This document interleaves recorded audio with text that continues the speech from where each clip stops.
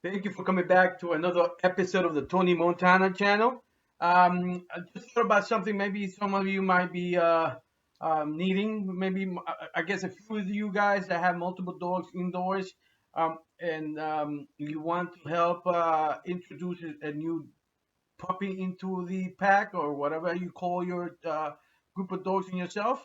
Um, some of the things, especially if you know that your dogs are animal aggressive, and there's always a danger that the animals, the dogs that you already have indoors, um, even though they get along with each other, may not see this dog as something as part of the pack because it's new animal coming in.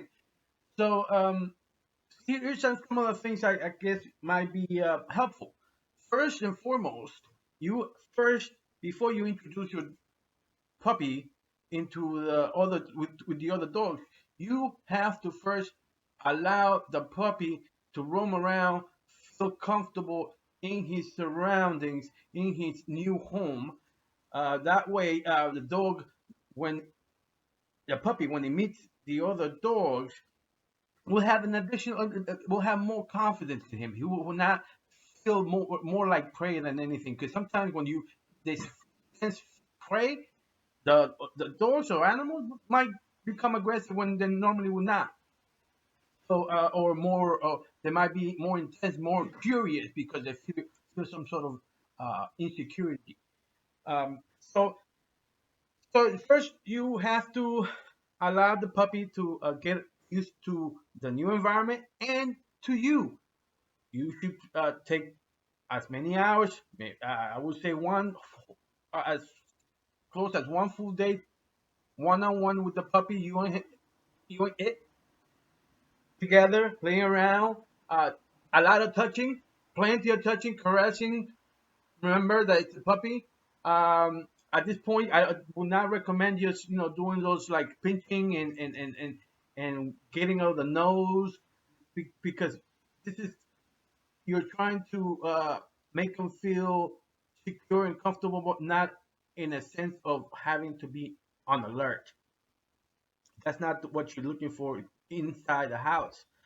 So you're trying to be like, definitely playful. Let him be playful with you, but a lot of caressing, a lot of kind of like licking, licking the dog. But obviously with your hand. Remember that the dog would consider that kind of like the mouth because the mouth for the dogs are like the hand. So do that first. Get comfortable. Let him get comfortable to you, and then introduce them one at a time. Introduce your dogs one at a time. You should keep your dog, your puppy, in your forearm. Have the head of the puppy like on the side, like inside your armpit, or not inside your armpit, but inside your arm, and the butt by your hand. And you are presenting your hand to the dog's nostril, the grown dog. Obviously, your hand will be there, so your fingers are protecting from any type of aggression because the dog is seeing that your fingers are there. So it will just sniff, okay? And if there was some sort of aggression, you move your arm away, obviously, and the dog less likely will try to bite your arm to get to the puppy. And allow that to happen. Watch the dog's demeanor, the back of the hairs of the back of the back. See how they are. See how the look of the dog, the ears, the tail. If you don't know any how to read that, I would suggest that you do that. If you're going to have dogs for a long time, especially if you're going to have indoor dogs, you have to learn to read those type of signs. So introduce the dogs one at a time, as I said. Once you see the dog has relaxed, and keep in mind, this is very important. Keep in mind, to the dogs, you are going to become like the puppy's parent, like when in the wild the canine the mom or the female brings in the puppies to introduce to the pack. They she's very defensive. She's very defensive of them. You too have to be very defensive. Any sort of gesture of dominance, any sort of like you act aggressive. Or by not aggressive, don't hit them or anything. Just simply make a lot of noise and be very pastoral, and like that. So to correct the adult dogs from, you know, you want them to understand the behavior you want them to have with the puppy. So when you do that, and once you see the first dog is, depending on how many you have, if you have, I guess if you have non-pit bulls, you will start with the non-pit bulls first, and then introduce him to the puppy, and then what if, well, except if you know that non-pit bull dog is very aggressive. So in that case, you choose the one that you know is going to be the least aggressive of all. So you do that, and then once you feel a bit confident that's nothing's going to happen, you put the puppy on the ground so that now it's an interaction between them. Again, make sure that there's no posturing of the adult dog. Kind of basically could be as like head up, tail up, and very like rigid. That is not the. You want them to get to the posture of playfulness, of trying to continue to smell the butt of the dog, of the puppy, because that is type of kind of like saying, hey, this is okay, this is who you are, and you're giving me your butt. Yes, kind of like a submissive gesture. But again, when you did that at the beginning, the puppy's not noticing. So don't worry. Oh my God, you're making it submissive. No, you're not, because the puppy, this is bringing them into the pack. So again, it is it, and again, it's part of socialization in the dogs, so that in the event you guys are living in the city and you walk around, worst case scenario, there might be a chance that your dog isn't going to attack a loose chihuahua or a loose little dog, or a dog that isn't showing any type of aggression. We're not looking for that type of behavior in our dogs. We're not looking for that. We're looking for true to standard American People Terriers, and socialization isn't going to take that away from them. So, like I was saying, once you continue, um, once you see the behavior is okay and it's fine and it's playful. I'm not sure. Obviously, I'm thinking you have the other dog some like in the crate, or another dog in the crate. Let that other dog watch the interaction between both of them. So that way, if there was any tension, it's being dropped by it's being reduced by seeing the dog he knows or it knows playing with the puppy. So, but when you're ready to bring that other dog out, you start over. You pick up the puppy, you put the butt in your hand and the head out there, and you do cover it, because again, and you introduce them like kind of like when you're introducing like you're showing a bottle of wine, like, here you go, sir, and like kind of like that, but kind of more protective, so that the dog is only able to sniff and get the butt and go through the notion of watching them. But once you drop them, I'm fast forwarding with the second dog or whatever number of dogs. Once you're done with your dogs and you drop them, you are not to be relaxing. You are to be walking, chasing the pup. Give them distance.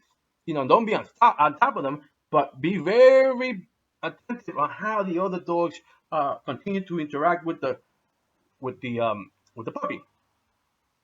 Make sure that any even exaggerate, even if it's not, you make sure that they give them sometimes space when they're too much on top of them. You go and hey, you do whatever you normally do to make them give the puppy some space, so that and it might take, depending how long you are with the dogs, and if like in this corona thing, if you're still home working from home, This is perfect because it's going to be many hours that they continue doing this. So a continuous hours will do better than 2 hours at a time. Here and there, it might take a longer for them to start seeing the puppy just like another part of the pack that had been there for a long time. So and another thing is I do, and this is I pay attention to this tip because I never heard this tip from anyone. Um, if you want dogs to if you want dogs to, I guess, see each other like, as a pack, one of the things, that I recommend is definitely not feed them from the same bowl. That could cause a big problem. But I do definitely think that they should drink the water from the same spot. Why do I say that? Now, look at the animals in Africa. They all go to the water. All kinds of animals, prey and predator alike. That is the spot where it seems like all animals make a truce. They do not attack each other while on the water, except you alligator or crocodile, because there's crocodiles over there. Crocodiles, that's a different story because that's where they eat. But as land animals, conference around the water and kind of like in a truce of just to. And so that is sort of like an old ancient DNA that I triggered. That it helps. That is something that they drink from the same bowl, the water, and it seems like that brings closer that bond of pack. Obviously, if you walk them together, that is also another way of enhancing that pack mentality. And if you are if I mean, this is less done. I do it, but having your dogs on your bed, you sleeping. Obviously they each have their own spot on the bed. Also enhances that bond as a pack. Obviously, you always continue to be becoming the leader, the pack, leader. So and but again, it um, always has to be kind of like reinforced. You have to reinforce this all the time, reminding them because as the puppy grows, there's going to be a little bit of like, testing and you don't allow that. You don't allow any type of like, oh, if it happens, because it could be just playful wrestling. A lot, all my dogs fight. The puppy goes all out on the grown dog, and the grown dog. Let it happen. And he uses that puppy as like to exercise his defensive skills, like moving around, watching his, but and he just kind of like uses his weight to defend himself. And the puppy gets a good workout from just going all out on the adult.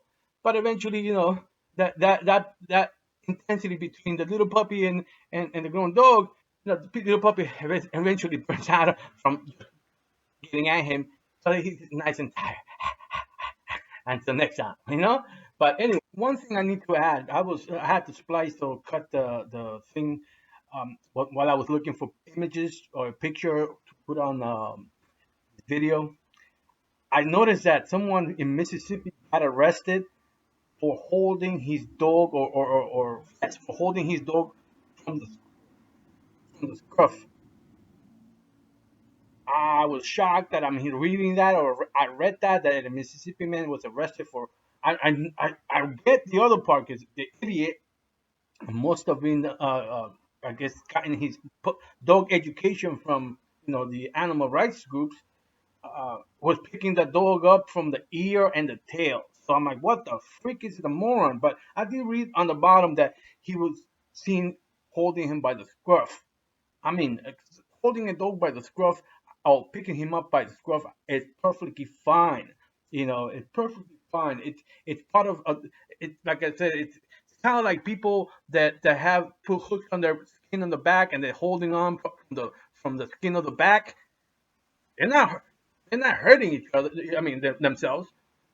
Same thing. Same thing. I I think that it's perfectly fine. Actually, I recommend that you start picking your dogs from the scruff as soon as possible. Picking them up, grabbing them from the skin. When you're holding them back, make sure that they get so used to that they will not react. Obviously they have teeth. As a reaction, go back and nip somebody or a kid or something. That a kid that's trying to hold on to a dog, will what?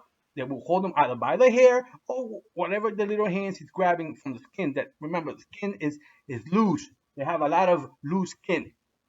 So if anybody thinks that holding a dog, picking them up from the scruff is is animal abuse, please do your research. And like I said, I made a comparison to people that make holes on their the skin of the back and then levitate from hooks. It for the dog is going to be less painful. Anyway, this is Tony Montana. I